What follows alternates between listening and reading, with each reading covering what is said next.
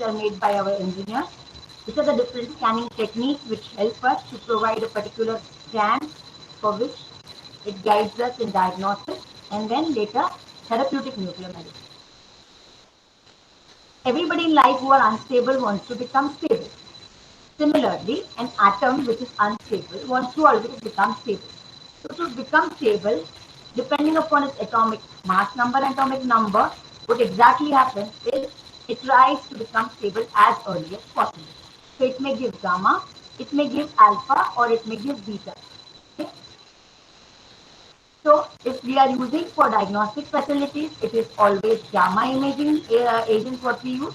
And if we are using for therapy, we would use particulate emissions like alpha and beta. Why these unstable nuclei are called radionuclide or radio tracer? So particularly see it's called tracer. So only a trace amount, that is microcurie or millicurie, is used for doing this scan, and these are appropriately guided by the International Atomic Energy Guidelines. Radionuclides are natural and artificially made. Since we have this ability to make artificial radionuclides of shorter half-life, which gives lesser radiation, we use it by making it from a nuclear reactor generator. Now, coming to the evolution of RMC, it started with the solvent extractors to the present era generator. There is a lot of evolution, and this is all created by the best of the engineers who could actually formulate the best of the models for us to elute the radioactivity from the parent. So as I told, the particulate emissions are for therapeutics and the gamma emitters will be used for diagnostics. So we will right now talk about the gamma emitters, the pure gamma emitters, which will be used only for diagnostics. Now to understand the concept of radiopharmaceuticals, if one is there alone in the forest, in the dark forest, do you think that we can actually find out that person in the dark forest? No. However, if that person is holding a torch in the forest, we can definitely localize that person and rescue that person. So the torch here is a radionuclide and the human represents the cold pharmaceutical. A very simple thing if I want to tell, if we have pain in the head, what we will do? We will go and take paracetamol or crocin. So what exactly this paracetamol is doing is, it is going to the pain receptors. So by any chance, if I want to image the amount of pain receptors in the body, what I can do is, I can take a gamma emitting radionuclide, example technetium, which I can attach to crocin and I give to the patient. So wherever the pain receptors are there, our radionuclide will also go. And if we image that from outside, we will be able to actually give an image of all the pain receptors in the body. So there is this torch, which is a radioisotope. This is a cold pharmaceutical, which makes it a radiopharmaceutical. So we have n number of radiopharmaceuticals available from our BRIT division, which can actually create scans for practically each organ of the body, right from head to toe. The most important thing is, this is so safe that it can also be performed not only for infants but also the geriatric, that is old age group. So we have so many kits available from BRIT, and thanks to BRC to create all this for mankind. So now, depending upon the radionuclide, if it is emitting a single photon at one time, then it will be imaged by the gamma camera. However, if there is a radionuclide which is giving two photons at the simultaneous distance, then it is to be imaged by a gantry. This is for the PET scan. So today we are going to talk only about the gamma camera scan and gamma camera. Coming to the evolution of the cameras, this camera started from the rectilinear scanner indigenously made by BRC scientists. Then came the single head detector camera, then the probe, agometers, and now the high-end dual head gamma cameras.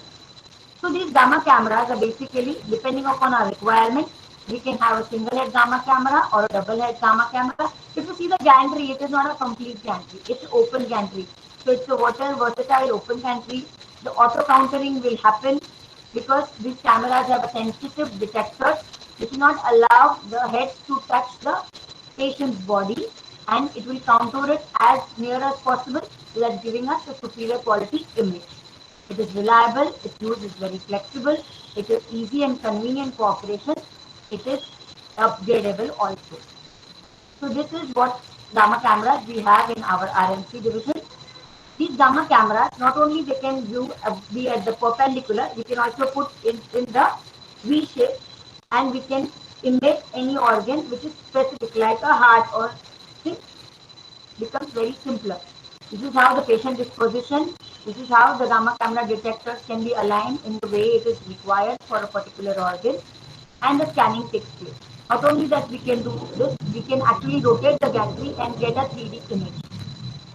There are cardiac specific cameras also where the patient just sits and the patient is injected a radiopharmaceutical which is directly attached to the myocardium of the heart, and then we can image the heart.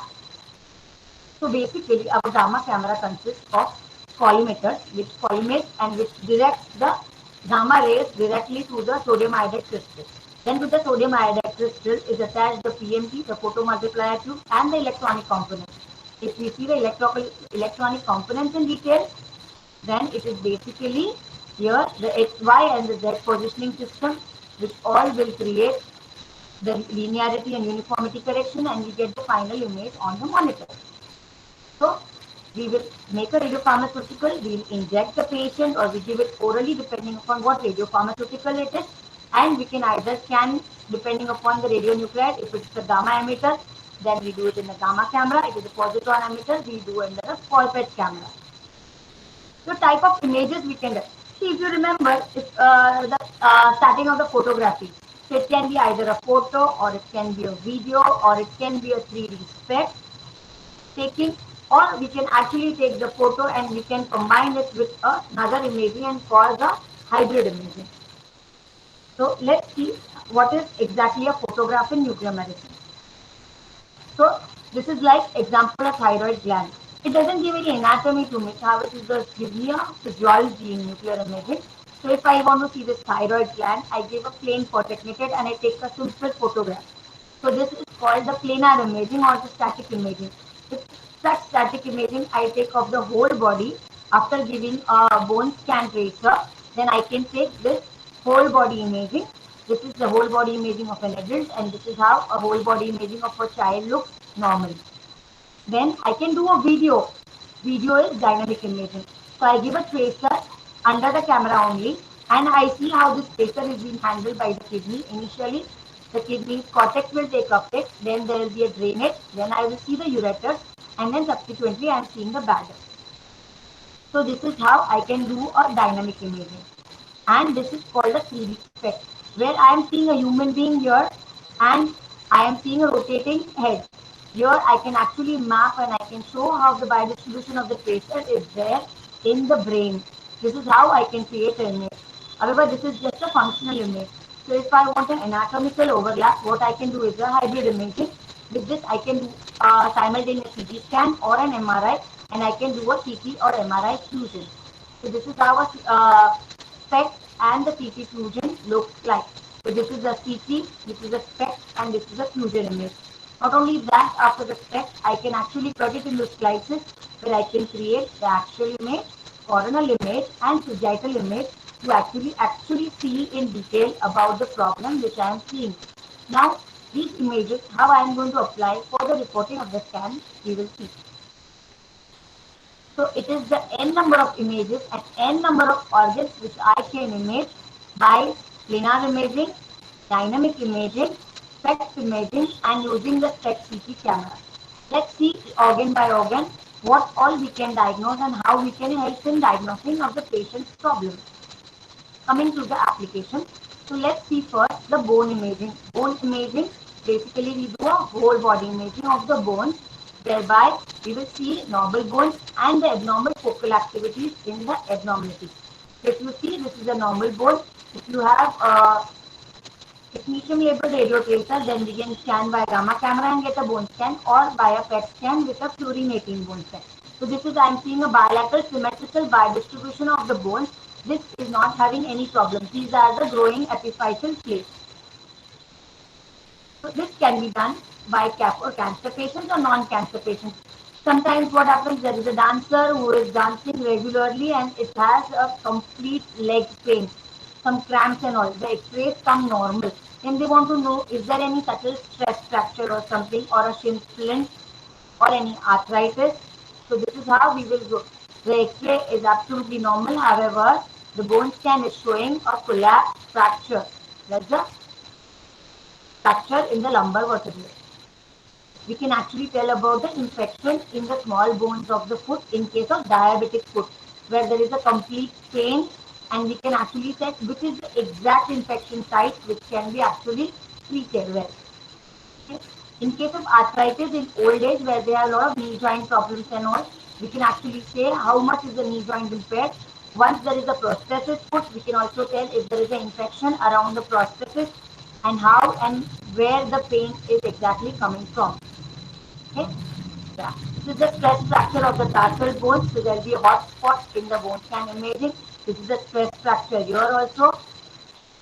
In case of plantar fasciitis, where the patient is having severe pain in the heel, you do lots of X-rays. There is no diagnosis from where the pain is coming. However, subtle plantar fasciitis also can be detected by a proper dynamic three-phase bone scintigraphy. Coming to the cancer patient, we can see this is a normal imaging, and here you are seeing multiple hotspots. These are the metastatic bone problems.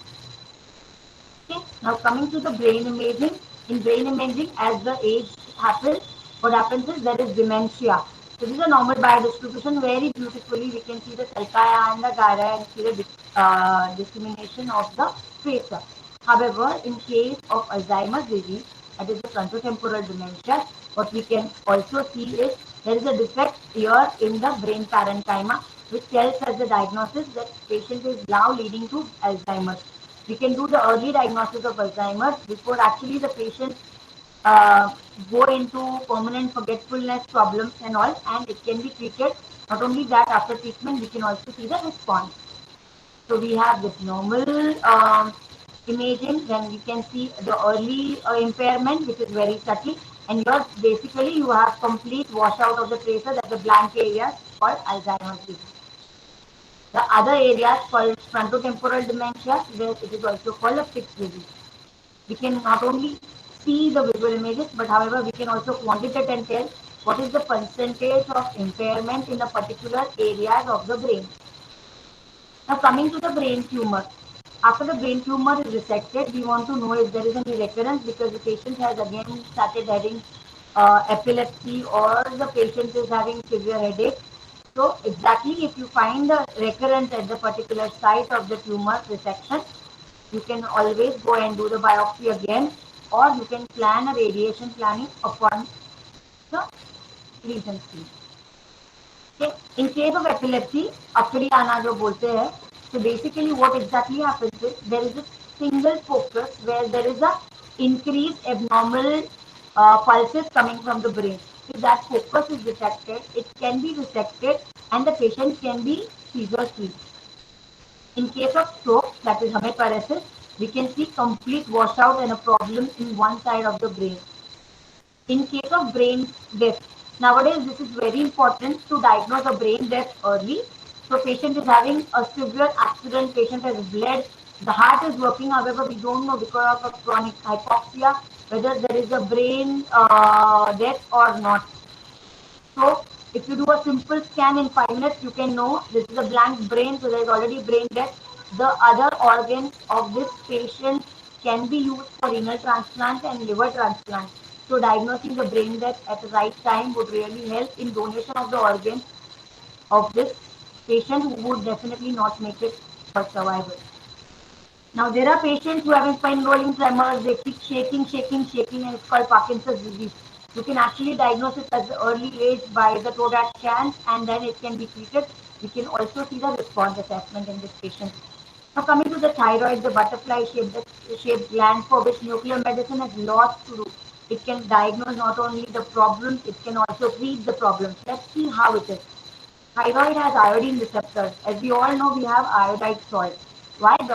Proper functioning of the thyroid gland and the proper hormone production. So now, if we want to see any abnormality, we can use a technetium, that is a gamma labeled coordinated scan. And if we want to treat, we can use treat by I-131, that is the beta emitter and the gamma emitter also. So thus we can do the diagnosis. There are bachus who are congenitally hypothyroid. They are very puffy. They want to know whether the congenital thyroid gland is present or not. Thus, we can actually diagnose that this normal thyroid gland is not present in this Bachu. Thus, patient will need treatment for lifetime with a thyroid hormone replacement. Now, this is the second patient where we are not seeing the normal thyroid gland. However, we are seeing some abnormal focus between the oral cavity. This is an ectopic locally located thyroid tissue. If we do a SPECT CT, then we can exactly localize and say that this is a lingual thyroid. Coming to this, if you see there is a nodule anatomically in this patient and we corroborate it with our thyroid scan, we can show it as a cold nodule. So this can be because of fluid accumulation, this can be because of cancerous tissue, this can be because just a benign tissue which is having hypercellular cells. So only FNAC can really help out in this case after diagnosing by the scan. Again, the same case is the large cold nodule in the right lobe. So now there are few patients who are having a high T4 and a low TSH. This can be because of two conditions. It can be because of some infection of the thyroid gland where the soda hormones are released and there is a high T4, a low TSH, or the gland itself is hyperfunctioning. So if we do a coordinated scan, we can actually get the diagnosis whether it is Graves' disease or thyroiditis, and it can help in treatment of the patient. This is how the hypothyroidism looks like. So when we diagnose by a coordinated scan that patient is having hypothyroidism, we can treat this patient with medicine trial. If it is with medicine, within 4 months the patient doesn't normalize, we can give a toxic radioactive iodine therapy. Basically, this therapy, the beta emitter, is going to reduce the amount of cells which are hyperfunctioning and the patient can be rendered euthyroid. So this is how the iodine scan looks like and this is how the therapy is given. Therapy is just in the form of a small capsule which is having I-131 which the patient has and has a sip of water. This is all OPD basis treatment. The dose is less than 15 millicuries. The normal thyroid gland will have uptake of 2 hours at 15% and 24 hours at 30%. This patient was having 30 and 60%. Now coming to the heart. So I started from the head to toe. So we did the whole body imaging, we did the brain imaging, we saw the thyroid. Now we are coming to the heart. What in heart we can do? We can tell about the heart motion, that is the function of the heart. We can tell about the heart perfusion, that is how much blood supply is there. And if there is any problem with the blood supply, whether we can really rescue this patient by diagnosing the hibernating myocardium. So this not only helps in risk stratification, that will this patient have any heart cardiac event or will this patient improvise better after the intervention or the patient now doesn't even require angiography. So this is a MUGA scan, which is called as a multi-gated analysis, where we talk about the left ventricular ejection fraction. So when we are talking about blood, it has to be labeled RBC. So here we are going to have technetium labeled RBC, and we are going to see the scan. So we are going to find out the ejection fraction. So whenever the heart is going to accumulate blood, the LV is going to be large. When the heart is going to be pushing the blood, it is going to be small. So what is the ejection fraction? The full minus the contracted part is the ejection fraction. So this is how we find out the ejection fraction, that is the functioning of the heart.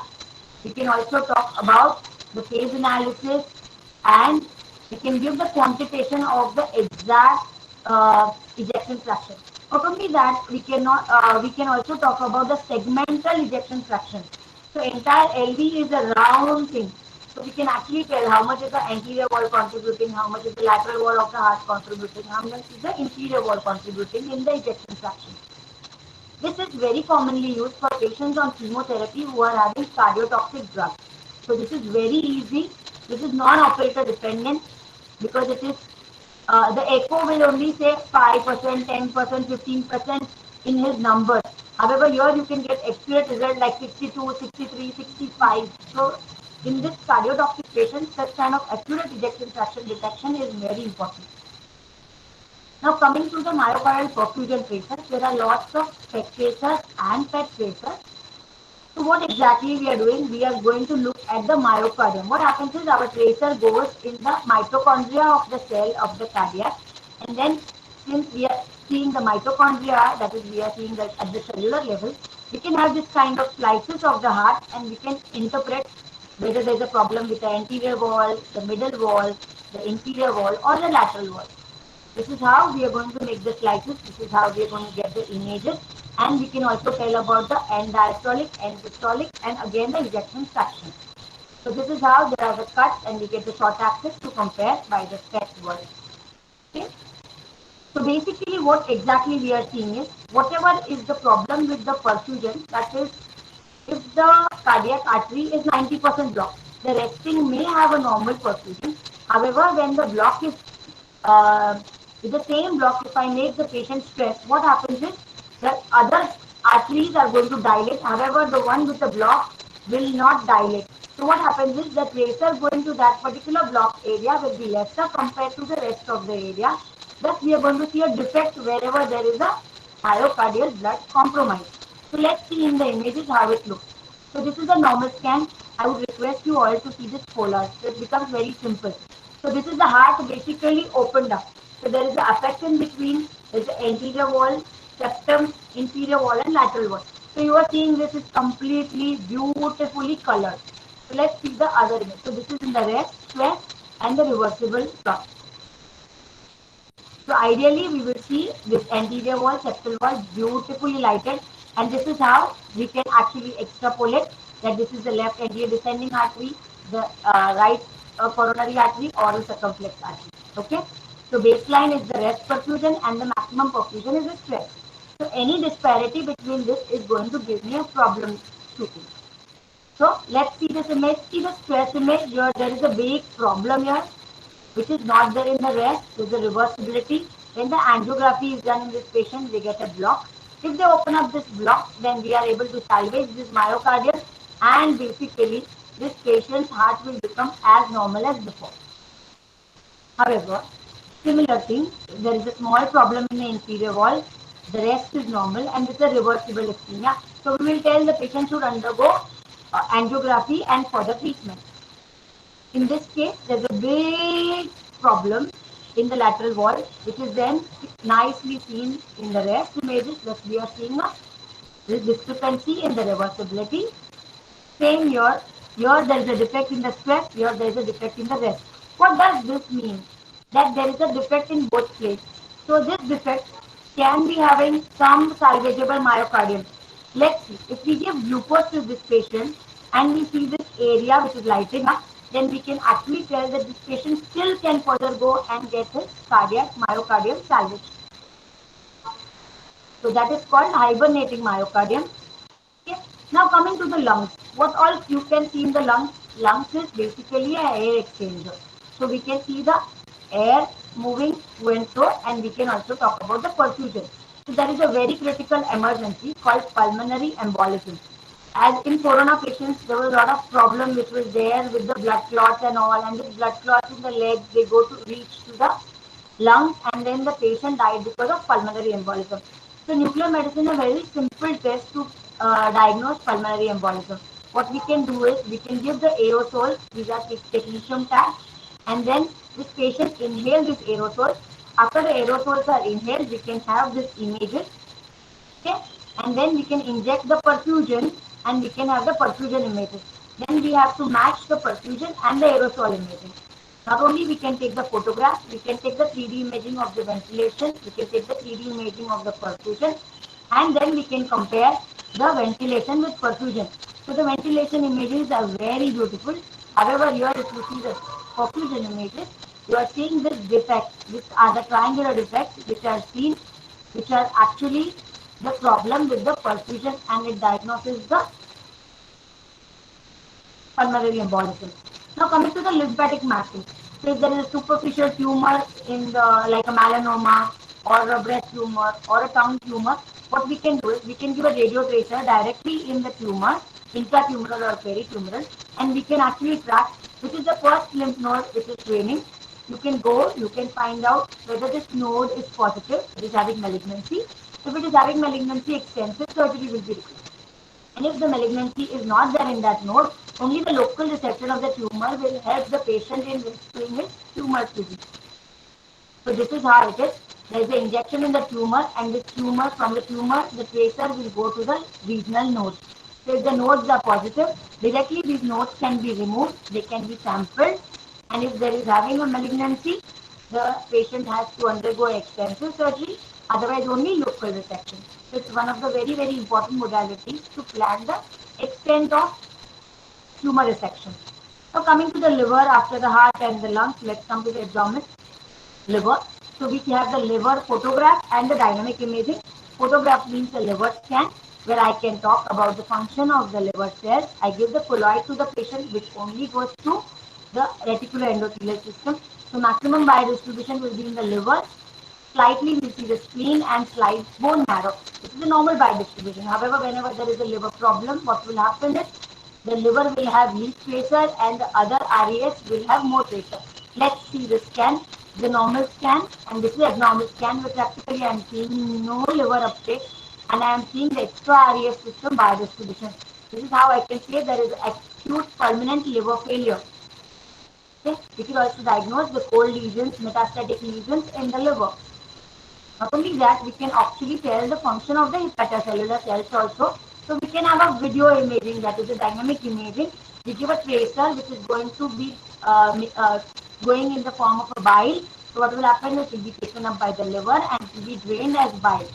So how it will be seen? From the liver, this tracer is going to be excreted through the hepatic duct. It will also go to the gallbladder and it will also go to the gut.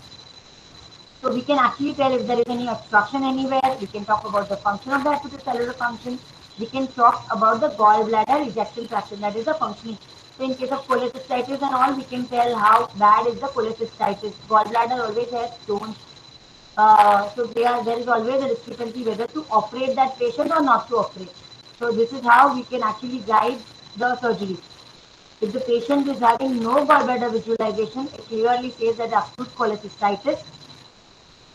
Coming to, you must be here knowing that the infant that drinks milk and after some time you don't burp the child and the child will throw out the milk. Okay, they keep vomiting milk. Okay, that is because they have a very loose lower esophageal sphincter. So what we exactly do is from the rice tube we put the tracer in the stomach and we image whether this patient is having any abnormal reflux of this tracer. Here you are seeing this is the stomach and we are seeing the tracer which is coming up to the oral cavity, and the delayed images are showing that the tracer is also seen in the lungs. That means this child is having severe reflux and that's why it is also being aspirated in the lungs, where the child now needs to be really treated with either surgery or good antibiotics and to take care to avoid the lung damage. We have old patients who always say कि भूख नहीं लगती है, खाना आगे नहीं जाता है, and there is severe gastroparesis because of chronic diabetes. So we have solid and liquid gastric emptying where we can actually tell how slow is the emptying and what exactly can be done. If there is an abnormality, then this patient can be treated by particular medicines called prokinetics, and after the prokinetic therapy, we can show in the subsequent scans whether there is response to the treatment of these patients.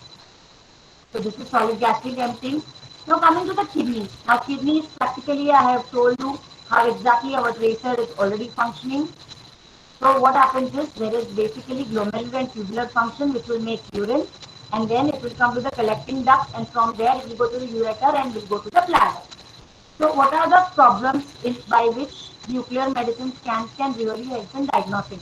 There can be normal kidney, there can be some obstruction, there can be some hydronephrosis, can be renal stones, there can be multi-cystic kidneys.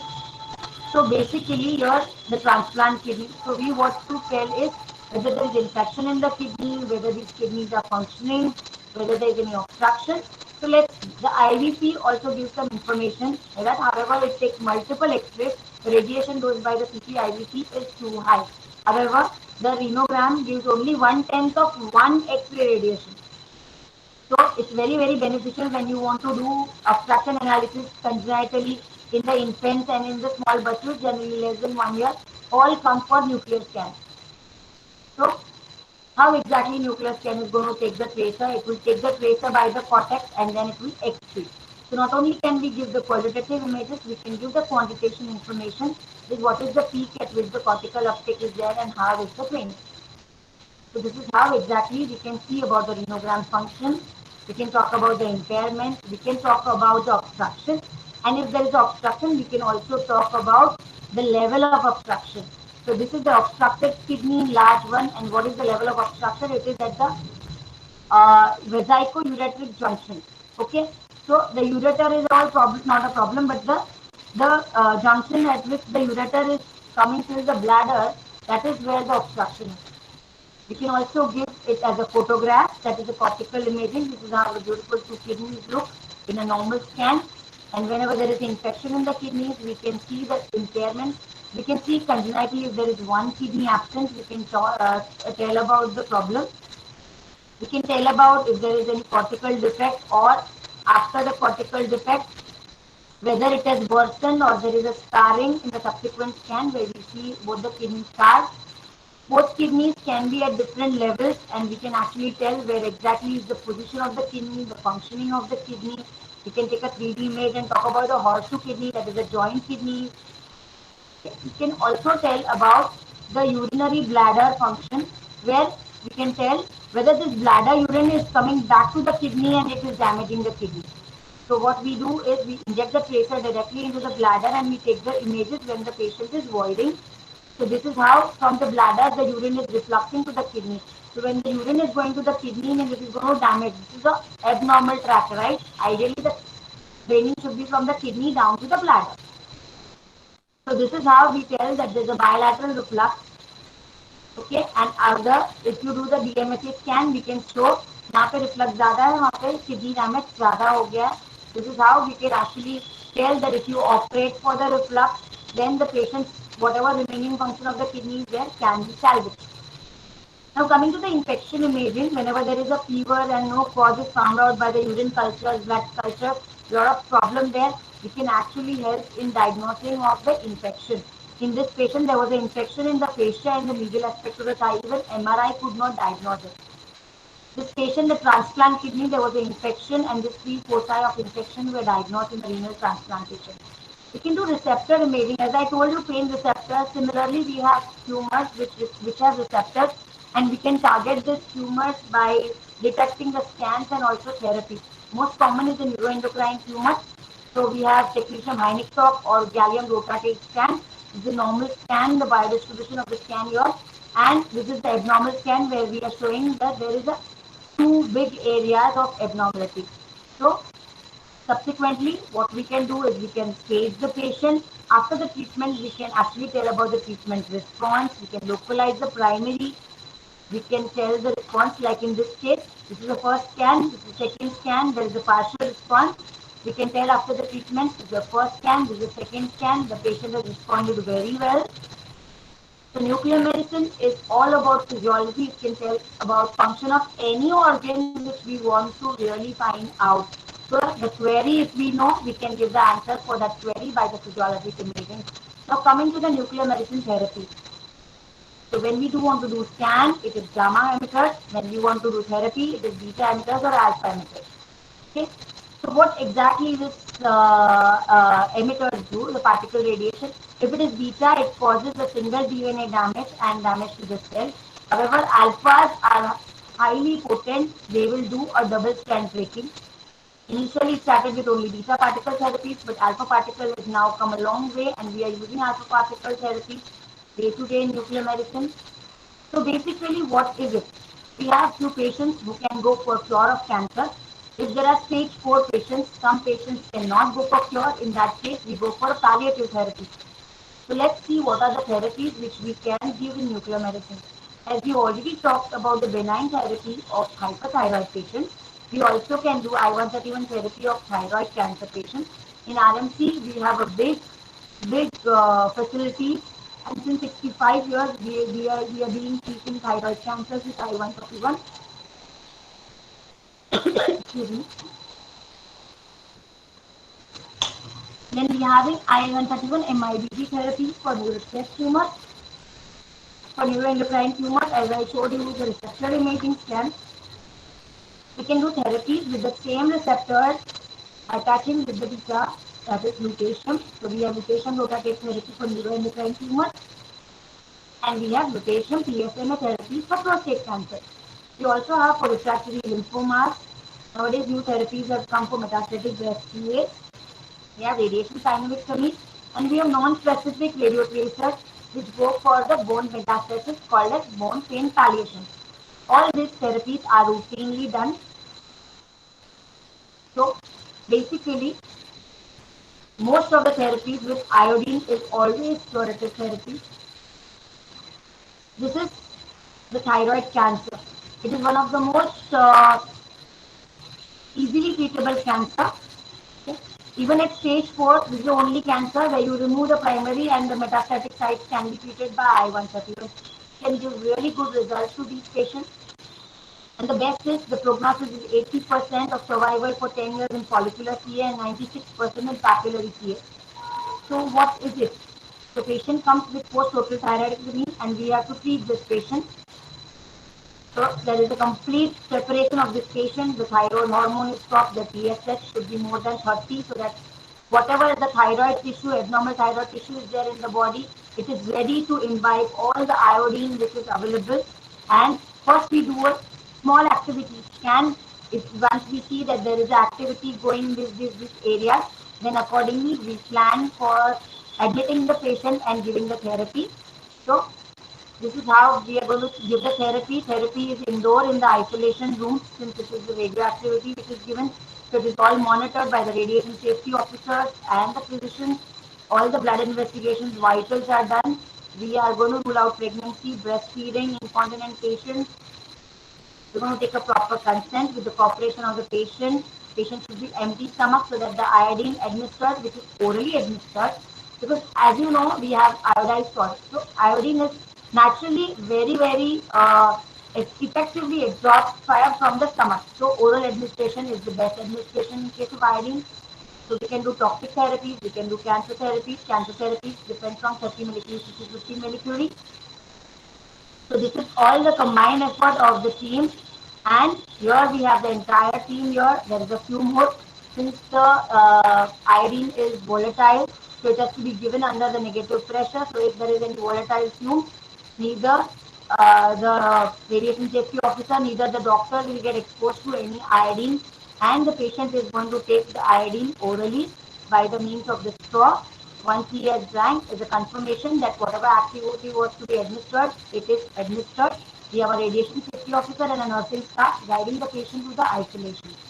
After that, once the patient comes into normal diet, good hydration, personal hygiene, what happens is maximum dose goes to the tumor. Okay, so once the radiation dose comes to the exposure level, which is the ARV limit of discharge, this patient is discharged. Before going sending the patient, there is a documentation that the patient was treated and wherever the desired activity was to go, all the activity has gone to the desired site of the bone metastasis and the thyroid remnant. So this is how the patients are being treated with radioactive iodine.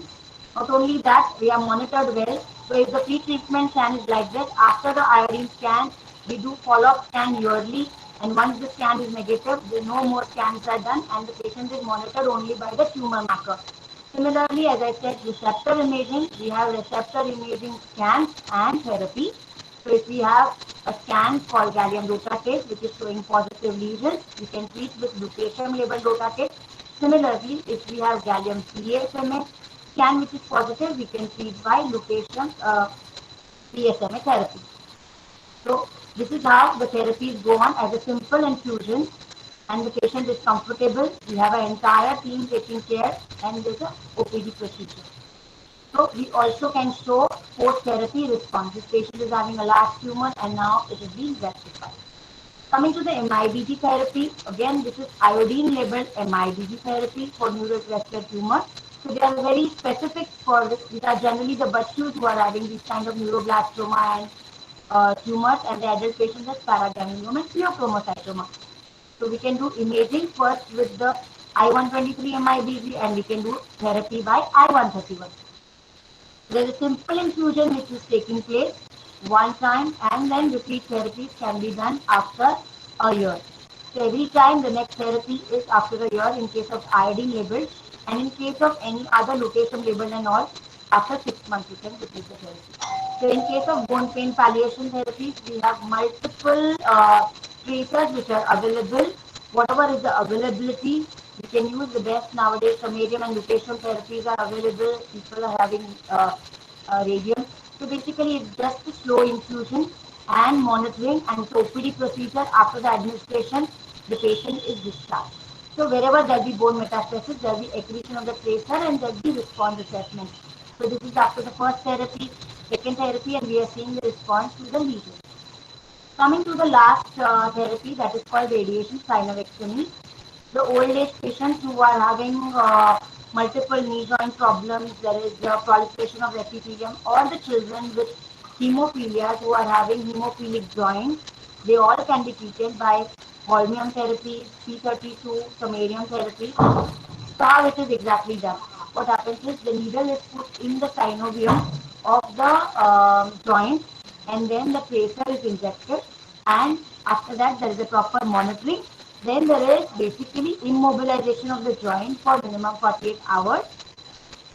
We do Bremston imaging, and after the imaging we confirm that the activity is in the joint, and then we see the response. So this is how the ice pack and slings are put and patient's joints can be treated. So in nuclear medicine, the basic idea is inject the patient with the tracer, whatever is required. For imaging, it will be only gamma rays. For therapy, it will be particulate emission. There are new research, new drugs, new diagnostic agents, preclinical trials into this. So basically, whatever new radiopharmaceutical comes, it comes after the animal studies. Preclinical trials are available in our institutions. There is especially translational cameras, that is the animal cameras, which are available, so that instead of sacrificing the animals every time, this tracer will decay and we can do the same animal multiple research and multiple tracers by this camera search.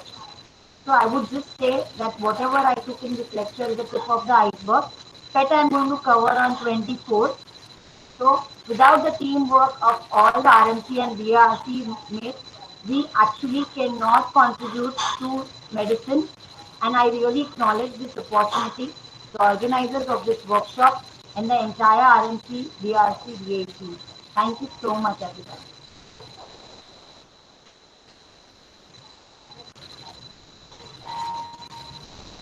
Any questions? Uh, Participants, please ask any question. Any question from participant? Ma'am, one question from my side. Yeah, sir. How this nuclear medicine is used to detect any brain diseases? Like how we can detect a seizure? So what exactly happens is, sir, a normal brain parenchyma, when the seizure is there, no, it activates more in that particular site. That's why when you see the seizures, everybody doesn't have the same seizure. Some people have only focal seizures, they will have only localized hand movements, and some people will have a rampant generalized tonic-clonic seizure. So seizure always starts with a particular area of the brain which is activated. So depending upon the brain activated area, you have the seizure at a particular focus. So what happens is we are going to do a resting imaging when the brain is totally calm and the patient did not have any seizures for more than 48 hours. We do one imaging that is called the rest imaging. Then what we do is we keep the tracer ready. So whenever the patient under the video guided whenever we get abnormal signals on our video EEG, that is the time when we inject the tracer. So in the active seizure phase, what happens is our tracer exactly goes to the most metabolic site of the brain. So that is compared with the resting. So we have got a rest and we have got the lighted brain.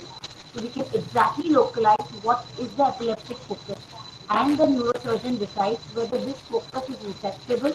If it is some focus which is starting from one point and remaining at the same point, then it is a resectable focus. Then the patient will not need any anti-epileptic drug.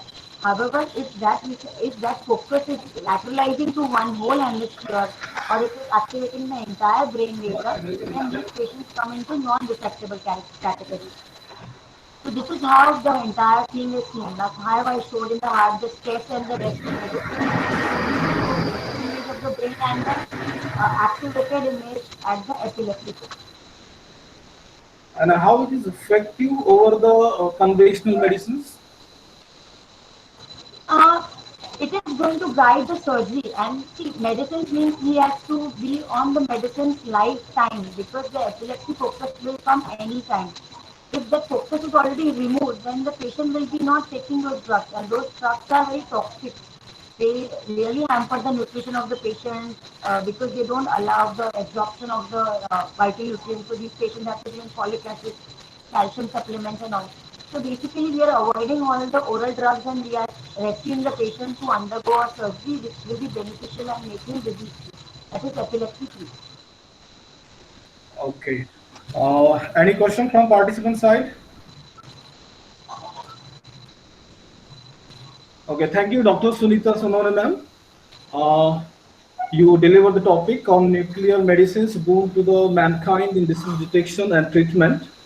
We learn various radionucleotides, what are the different rays to detect the disease and to treat the disease. Now there are various diagnosis disease and therapeutic disease, and how these nuclear medicines are very useful for the neurology, hormonal diseases, cardiovascular diseases, even for the respiratory diseases, and to treat the urology diseases. So we are very thankful to Dr. Sunita Sonode ma'am, and this session is very wonderful and hope it is beneficial to all the participants. Thank you so much, Thank sir. you, It thank was you, very nice. Thank you. Thank you for your thank you, time ma'am. and listening, everybody. This session is over. Thank you to all the participants. Thank you so much. Thank you all participants.